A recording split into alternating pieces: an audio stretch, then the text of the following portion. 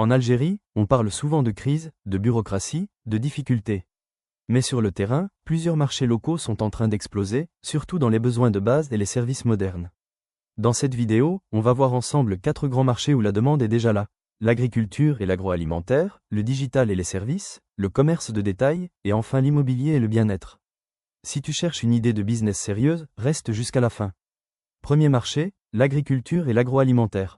En Algérie, l'agriculture est considérée comme un levier prioritaire, avec plus de 8 millions d'hectares cultivables.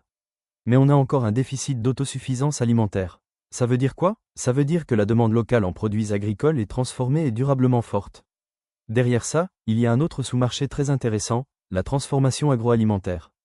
Conserverie, laiterie, huilerie, produits du terroir. La consommation augmente et les politiques publiques poussent la production locale au lieu de l'importation.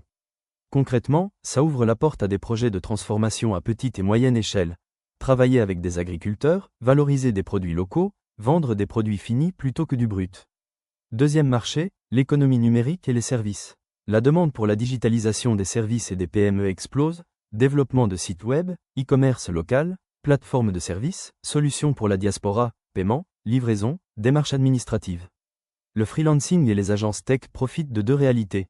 Une génération très connectée, des entreprises qui doivent moderniser leur communication et leur gestion pour survivre.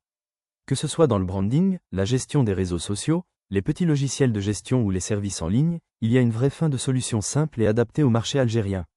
Troisième marché, le commerce de détail et la distribution.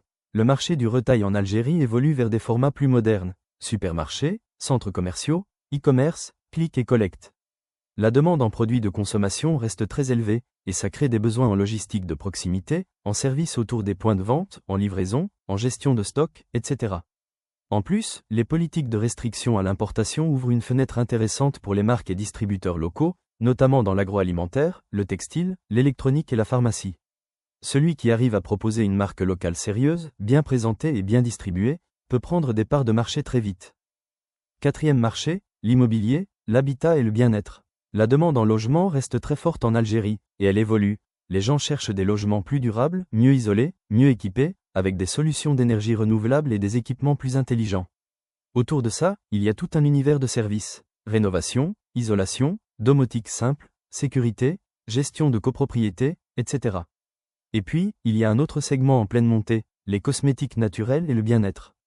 Des produits basés sur les ressources locales, huiles, plantes, dattes, produits du terroir, visent à la fois le marché intérieur et la diaspora, souvent avec un positionnement bio et halal.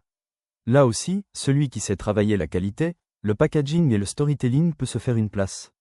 Conclusion personnelle pour vous, donc oui, la situation n'est pas parfaite, mais plusieurs marchés locaux en Algérie ont une demande très forte. Manger mieux, se digitaliser, consommer local, mieux se loger et prendre soin de soi.